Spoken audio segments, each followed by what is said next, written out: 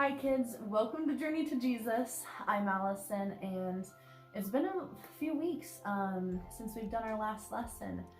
So the last lesson we talked about was Adam and Eve, and this week we're going to be doing 2 lessons, and next week we're going to be doing 2 lessons.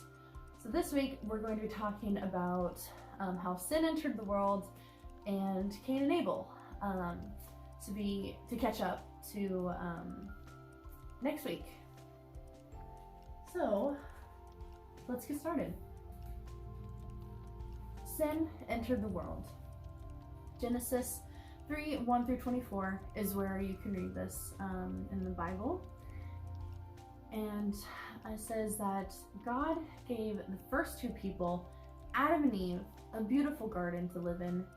The garden was full of food that they could eat. God also gave them one command.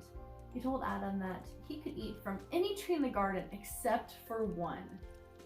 It was called the tree of knowledge of good and evil. God said that if Adam did eat from the tree, he would die. Now, the serpent was the most cunning of all the animals. One day, the serpent went to Eve.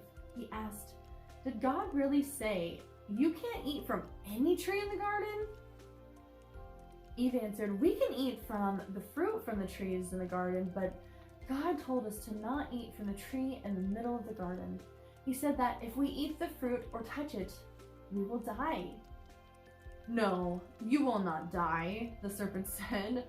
The serpent told Eve that rather than dying, she and Adam would become like God. They would know the difference between good and evil. So Eve looked at the fruit that God had said not to eat. It did look delicious, and the serpent said it would give them fruit, or it would give them wisdom. The fruit would give them wisdom. So she took some of the fruit and she ate it. And then she gave some to Adam, who was with her, and he also ate it. Then they realized that they were naked all of a sudden.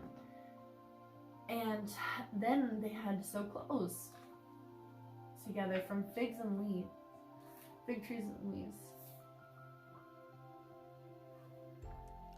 That evening, Adam and Eve heard God walking in the garden, and they hid among the trees, and God called out to Adam, "Hey, where are you?"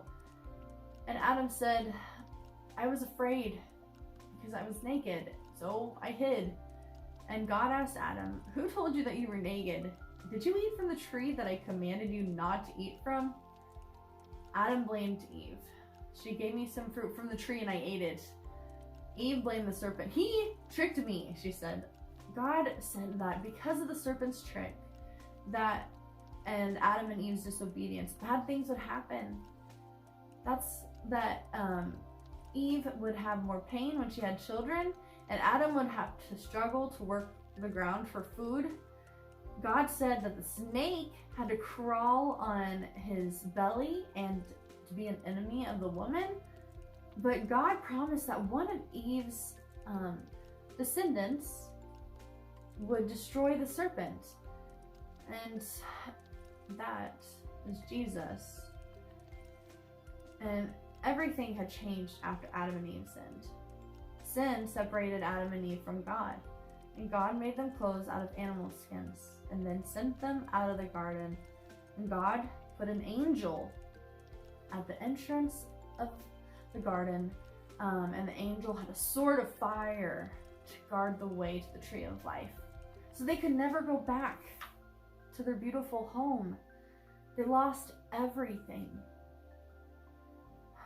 And so to think about this story, what are some ways people sin?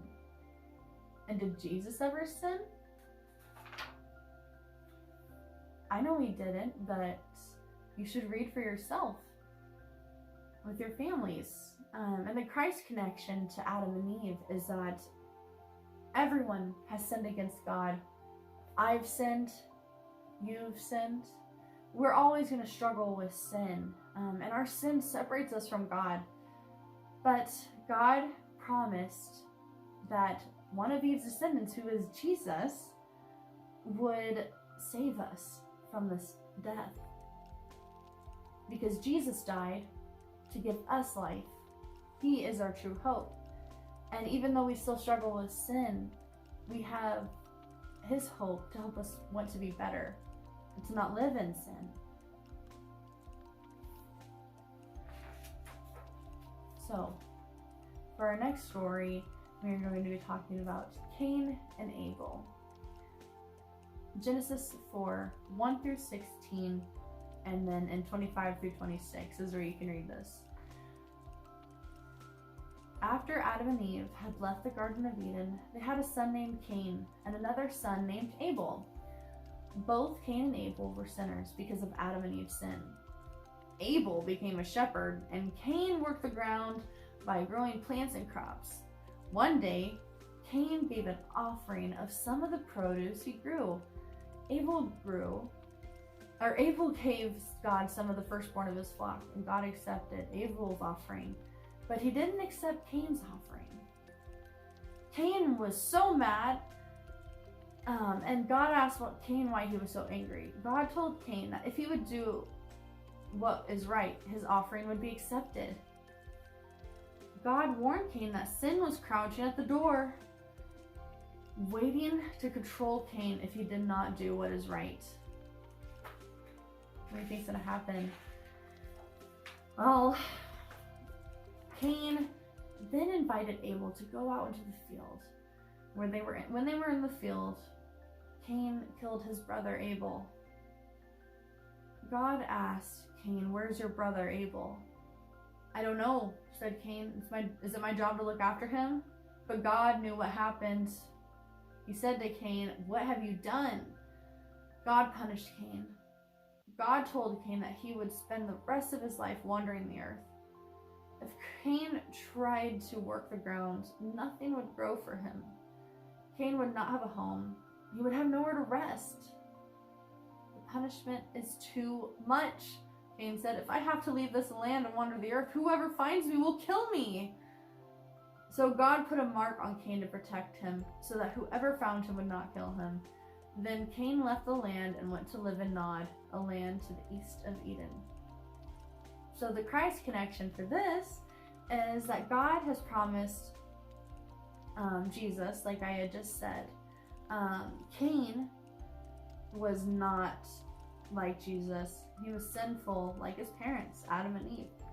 So people kept living and trusting God to keep his promise. And at just the right time, God would send his son to save the sinners. And this was many, many years later that Jesus came to save us.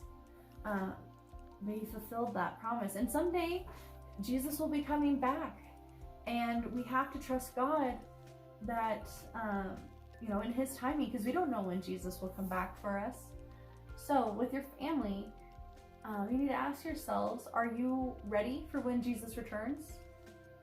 Because now that Jesus has come many, many years ago to save us, to die, to live as a man, and to die and then to live again for us, we have that option to have that friendship with Jesus. Jesus wants to be your friend. And Jesus is your friend, then you will be ready for when he comes back. So thank you for reading these two stories with me. And I hope you have an amazing week, and I will see you next week. Bye!